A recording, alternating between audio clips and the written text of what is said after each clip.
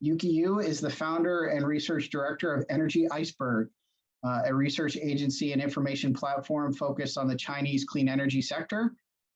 She has more than 10 years of experience in the Chinese power and renewable industry, previously working for China's grid operator. She provides independent research and intelligence services to international clients and is a contributor to various energy and trade journals. And so please take it away. Okay, happy to be presenting here. So we are I'm presenting as the founder of Energy Iceberg. We are a research agency and intelligence platform focused on the Chinese clean energy sector for international investors and companies. So from our perspective, that of course, with the experience working in different sectors in Chinese energy industry, hydrogen is clearly the current new energy investment hit in China that attracts quite a lot of attention, not only the typical Asian investors focus on Asian Pacific, but also attracting global interests. In that, we are seeing hydrogen market is quite similar to solar market in China about 15 years ago and the EV sector about 10 years ago. And that means that Chinese market is, I think, highly relevant. That means that it has an opportunity for global tech and impact investor, especially I think investor from North America and in Europe who is bringing leading hydrogen technology where currently China is lagging. And on the same time, even for investors or companies who is currently not focused on the Asian Pacific, but have a America or other region focus, due to China's large-scale deployment and the determination to utilize subsidy, etc., to sort of speed up the industry. So the implication of the development of the hydrogen industry in China is likely to impact either the global trend of hydrogen's application in which industry, or it have an implication on since when that we can bring down the cost of certain fuel cell or applications. So even for those who is outside of Asian investment circle, I think it's still highly relevant and to pay attention to. Going back to offer a little bit background that to understand or trying to invest in China, I think is key to have an idea on what is the factors influencing the Chinese hydrogen development in recent years. So of course, the Chinese hydrogen boom currently we're talking about, it's against the background of the big background of the global hydrogen trend. However, there are unique factors for investors to take note when they're trying to look into the Chinese market. For a lot of us or many of you must know that China have committed to hitting the carbon neutrality target by 2060. And that background is a solid promises and solid political background that helping a lot of sustainability industry and sustainability business to go on in the coming 20 to 30 years.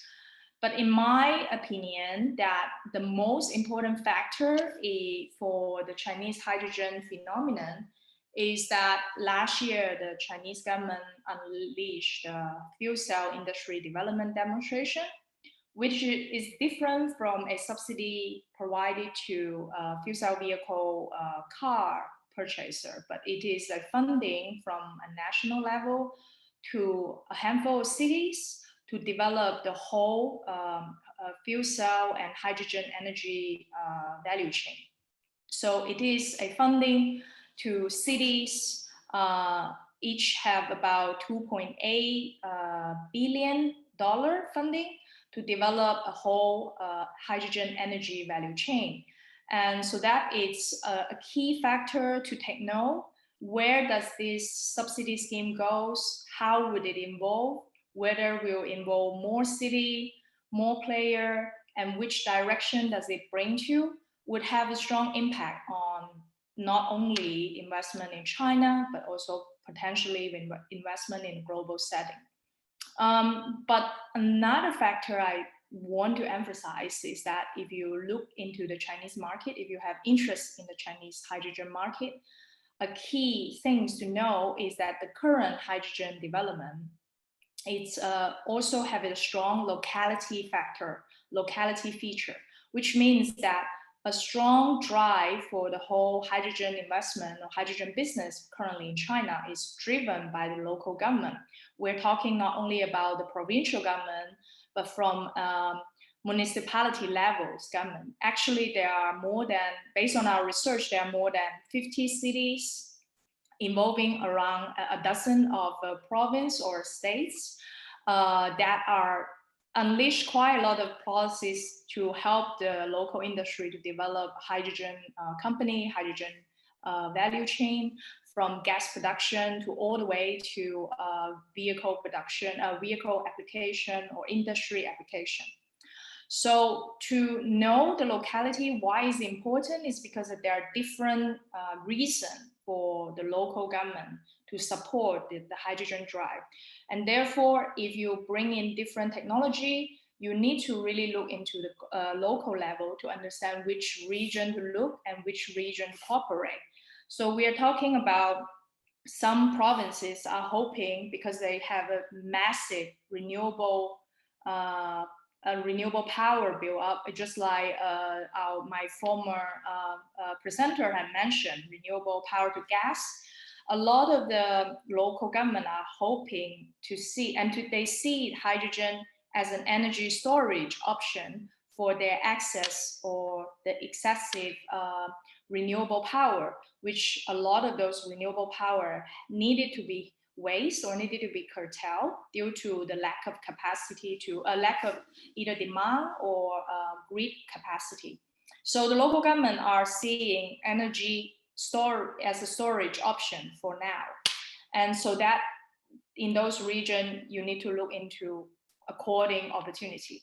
And then we are also talking a few other provinces in the central China or in the north of China.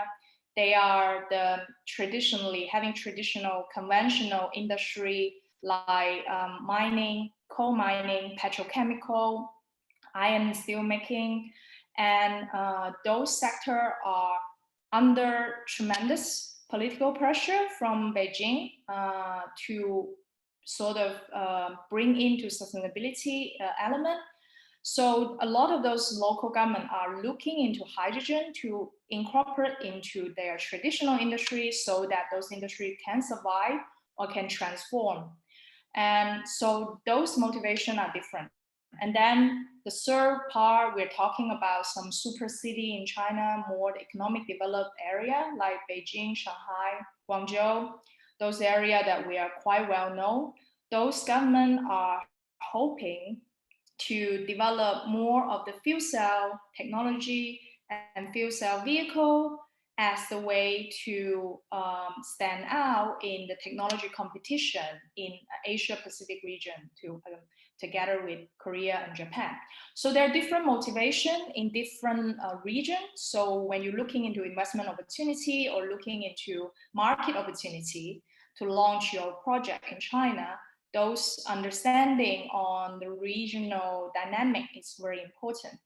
So where exactly are the opportunity in China? I would say, of course, the whole value chain is with massive opportunity now since the demonstration funding policy is announced, that there are just millions of new companies emerge. So there are massive investment opportunity everywhere.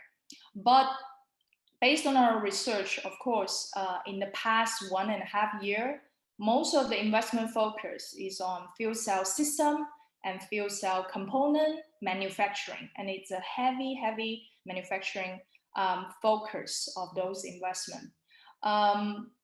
But so in our point of view, that in those areas, the investment would be competitive, which means that you may face on other local Chinese investors They are state-owned energy company themselves. They have massive cash position and wanted to get into the new area. Also, we're talking about infrastructure like the filling station, etc. Those areas will be relatively competitive. So as an international investors, maybe we need to look into some of the more advanced or the area that is different from this area, although those fuel cell will remain to be a big hit. So from the perspective of an international investor, I think it's needed to understand that the Chinese government are hoping to massively cut down the cost of the hydrogen gas production and the gas sales price. So that means that from the gas production area, that power to gas and especially the green gas application will have massive opportunity, and that is the area that really missing investment. And traditionally, we understand the Chinese market is more gray gas because there is a lot of coal production, easily turning to gas. But right now, what is actually happening is that we see more than a handful of, actually based on our research, there are about 40 new projects just announced in the past 6 months or so, which is all renewable power to gas. This shows that the tremendous momentum to moving to green gas quickly, which is out of the previous expectation. So area like green gas, blue gas, even CCS technology will probably see massive opportunity, and not massive, probably unique opportunity in the Chinese market. On the other hand, we are I would like to emphasize is that the hydrogen in heavy industry process like cement making and iron and steel process, because those areas are under a lot of pressure to reform. So just like Paul mentioned previously, that the heavy duty transportation, how to utilize hydrogen in fertilizer, those areas that China are really interested in as well. And then we're talking about, I think another critical area is gas storage in terms of gas storage as an energy storage system, in terms of technology, in terms of equipment for gas storage and transportation. Those are all the bottlenecks currently in the Chinese market, and where the government and where the funding, where the policy wanted to go. I'm gonna give in 2 questions that are commonly being asked.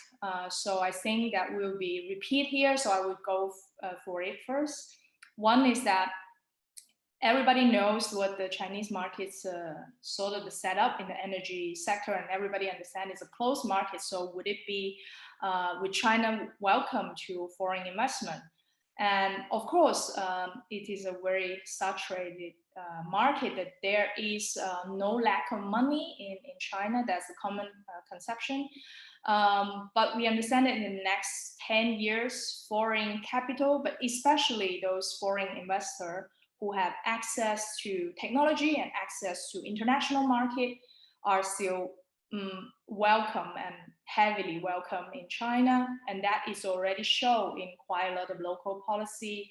We see that in the Mongolian province, at least 2 provinces, I don't want to name them because maybe their name is not that familiar to you, are having specifically list out of their future project in the coming 5 years that are welcome, and they are hoping to solicit in international funding and international investment in those projects. So the answer is a big yes, but you need to consider not just bringing in the money, but the possibility are given to those investors who can bring in technology access and international market access. So I'm gonna end my presentation here. Given the time strain, of course, we cannot go very deep in those topics, but I'm happy to take questions and here and out of the event. I want to emphasize that hydrogen in China is the blue ocean market, but given that it's so new, there is a lot of risk as well, because there are so many companies are just ongoing, but there's a public quality issue or the uncertainty about the policy.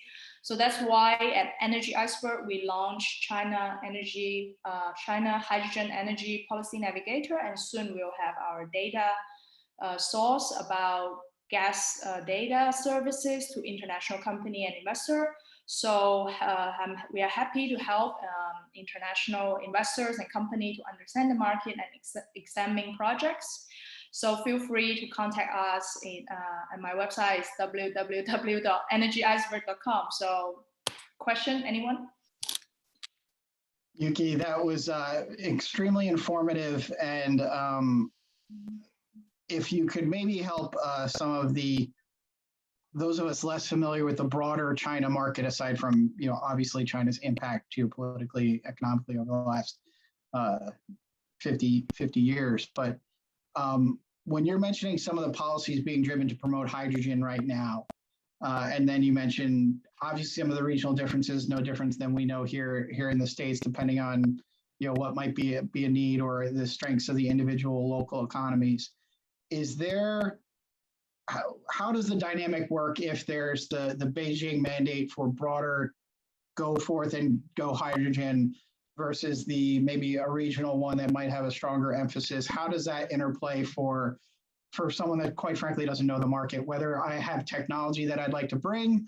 Obviously, I think that's a little bit simpler. Where can I get the most value versus maybe an investor navigating that?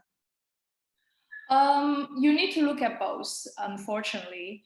But in this case, in the case of hydrogen, what is good is that that both of Beijing and a lot of local government are in favor of hydrogen. At this point, I never hear a regional government are not trying to incorporate hydrogen into their 5-year plan, which is, you must know, that is very essential in the Chinese policy making for the energy sector. And there is a slight difference in terms of what is the emphasis in which area of hydrogen that the central government wanted to develop and where does the local government want to develop. And clearly, fuel cell technology and fuel cell vehicle is the area that is the hit that everybody are seeing that's the opportunity. Beijing's concern, I would say, is that they worry that there are way too much the similar type of application, which all focus on fuel cell vehicle in the urban setting. And therefore, they worry that the industry will have sort of a waste. So as return, the policy dynamic is that they hope to steer the industry to develop a whole value chain.